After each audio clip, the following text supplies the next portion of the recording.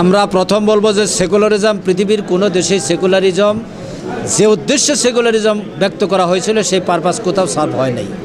বাংলাদেশে সংবিধান সংশোধন করার ক্ষেত্রে বিশেষ করে সেকুলারিজম জামাত যদি ক্ষমতায় যায় তাহলে সেকুলারিজম সংবিধানে থাকবে না। এই ক্ষেত্রে জনমত তৈরি করেই জনগণকে ক্লিয়ার করা হবে যে সেকুলারিজমের অবস্থাটা কি।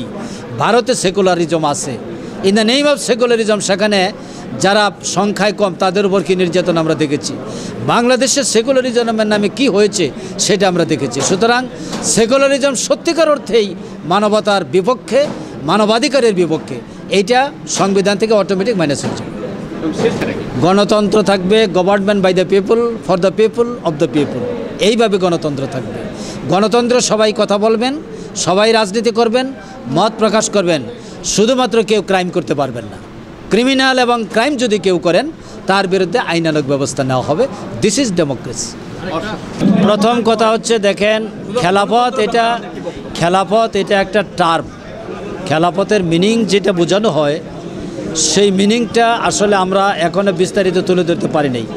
জামাত ইসলামী যদি ক্ষমতায় যায় তাহলে জনগণের ভোটে জনগণের নির্বাচিত প্রতিনিধি হিসেবে বাংলাদেশের যে বিদ্যমান সংবিধান আছে এই সংবিধানের আলোকে রাষ্ট্র পরিচালনা করবে।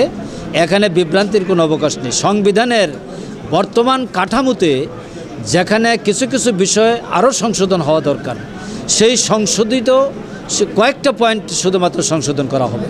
জুডিশিয়ারিতে কিছু সিস্টেম চেঞ্জ করতে হবে, ইলেকশনে কিছু সিস্টেম চেঞ্জ করতে হবে, মানবাধিকারের যে বক্তব্য আছে দিস ইজ সাফিসিয়েন্ট। সুতরাং এটা একটা দিক। আরেকটা হলো যে according to the instruction of the Quran, আইন প্রণয়ন করার ক্ষেত্রে মানুষের অধিকারকে লক্ষ্য রেখে আইনটা প্রণয়ন করা হবে। এটা হলো জামাতের বক্তব্য। সুতরাং এটা একটা ভীতিকর পরিবেশটি তৈরি হয়ে যায় যে এখানে খেলাফত কায়েম হবে।